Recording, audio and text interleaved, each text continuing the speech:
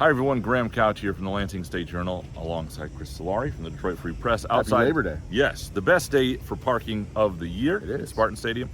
After Jonathan Smith's Monday press conference advancing the Boston College game, which I think is just a mammoth swing game in this year. Yeah. I mean, you have a team you have a seasoned program, a second-year head coach there in Bill O'Brien, a team that, like Michigan State, got off a win that I think primarily they're feeling good about against Fordham.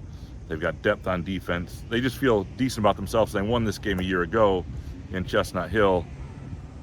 It's a little bit of a redemption game for Michigan State, and a lot of those guys have talked about and felt that game from a year ago. Yeah, we talked with Aiden Childs before the season, really at the beginning of camp, and before anything else was even asked. I mean, he brought it up on his own that the Boston College game stuck with him, and he kind of cautioned himself to not say too much, which tells you how much it did bother him. His performance there, he struggled with fumbles in that game, and that was the late touchdown pass in a monsoon.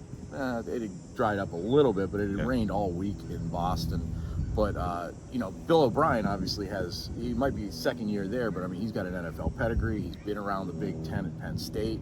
So he knows and understands the style of football that's needed to play to win at that level. And I think you saw it in that game. And I think Jonathan Smith was at that point learning it. And talking to him today, you could tell that there were some lessons that he took from that game as well. Yeah, no, it was, and look, it's a game. It's one that got away last year. That could have been 4-0, and so there was a lot that I think that they remember about it and the way it felt. There are some things that'll be interesting to see how they translate from week 1 to week 2. Jonathan Smith talked about how much it was a clean, when he looked at the film, a real clean game in some ways for them in terms of not dumb penalties, not extra guy on the field. A lot of things you sometimes see in a first week didn't happen. Some good signs for Michigan State in terms of their own seasoning as a program. Does that stuff translate into more high leverage situations? Does that translate when you're stressed a little more, like Western Michigan, beats the defense over the top on the first game, and he talks about the resilience, but Boston College is more likely to do that repeatedly. You're more likely to have, 4 or 5 plays and a half that go against you, and how do you respond to that? Yeah, but I do think that was important from what he said about seeing a clean tape. When they had 5 penalties, 2 of them were on special teams that were holds on punts, which can't really happen, but those are things that are overcomable. The other 3 penalties were false starts after halftime. So you went an entire half with the offense scoring 21 points without committing a penalty until the third quarter when Jack Velling had a false start, and then the offensive line had 2 later. And then none on the defensive side. So there wasn't the face mask grabbing. There wasn't the jumping off sides. There was a lot of discipline, I think, that showed. There weren't the holding penalties either on the offense. So there are things that, when you talk about building blocks, sometimes it goes a little bit beyond just the total yards and total points. Things like that are things that held them back last year in some of those losses. And that was a building block game, and now you got to show it up at Boston College. Against Boston College. And one of the things that'll be interesting this week for a guy like Aiden Childs too is like he had some moments where they get him in rhythm in the first game. The pass protection broke down at times. Jonathan Smith talked about how his eyes came down a little bit too quickly after that. Is he a guy pre-snap and pocket-wise that can really control things and be in command there? Can he hit some deep balls with accuracy? They didn't really test that stuff. Jonathan Smith's kind of poo-pooed the idea that they held too much back, but they held some stuff back. We did not see Nick Marsh once go deep. So you're going to see more of that. And can they connect on some big explosive plays? I think will be, that this looks like an offense that has more potential for long drives because of the run blocking and, and the intermediate passing game with Amari Kelly and everything. But for this team to be successful, they're going to need explosive plays. Yeah, and I asked him about holding things back. And it wasn't just about what Michigan State did against Western. I mean, Boston College won 66-10 over Fordham. Yeah. They ran the ball 39 times, but they only averaged 2.5 yards a pop, which, they've got a very strong physical offensive line, as we saw last year in Chestnut Hill. So I do think that there's plenty of that goes on with coaches. They just maybe won't admit it.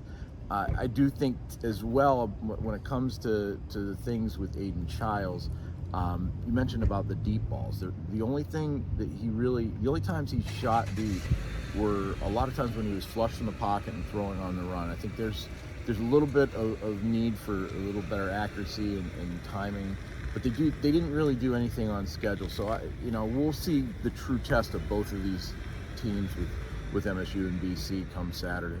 Yeah, no, it'll be interesting. Defensively, there are a lot of good things to draw from. What does that look like when the competition steps up? Yeah. Can they get to the quarterback, and all that stuff? So, look, it's going to be an interesting game, a big game. I think the biggest game to date of Aiden Child's college career and Jonathan Smith's tenure at Michigan State. A real swing game in the season. It's not that you can't overcome a 1-1 start and a home loss to a decent ACC opponent, but it just from momentum and the vibes, and it would just be a little bit of a crusher, I think, if they don't get this done. Yeah, I think that this is a game that they've targeted and had circled since that game, and really all off season. I do want to go back to that game, though, because I think it's important to think about the context of where Michigan State was, particularly on the offensive line at that point, because they had just lost Christian Phillips and Gavin Brocious right before that game, and that's that decimated their depth. And we saw that on Saturday, that they wanted to get more guys involved. They played, I believe, about 7 guys, and then they add in Luka Vincic, who is basically a late week decision, along with Nakai Martinez and the 2 kickers that were out against Western Michigan. So I think, but at the same point, one thing that I did ask Jonathan Smith about as well was, do you want to continue the rotation of the pairings going to either side? And he said they want to get to a static 5, whether that's game 2 or game 8. But that's, ultimately, when you talk about not putting things on tape, sometimes you're putting things on tape for yourself to say, who are our best 5 guys? And the other thing is, as you face better defensive lines, sometimes that static situation, it becomes more clear to you who those guys are, and that may happen this week. Again, you bring up the kicking game, that could come more into play.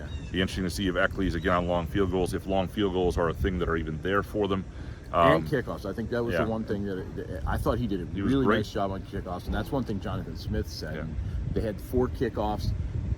2 of them were returned, but they had great coverage because he got enough hang time on it, and the other 2 were touchbacks in the end zone. The injuries have only really hurt them on one side of special teams, and that's the field goals. The kickoffs, punting, obviously they're really good with Eckley. Were fantastic, and the return game was okay. So we will have complete coverage throughout the week and into the weekend at freep.com, lsj.com, freedomwhite.com. Thanks for watching.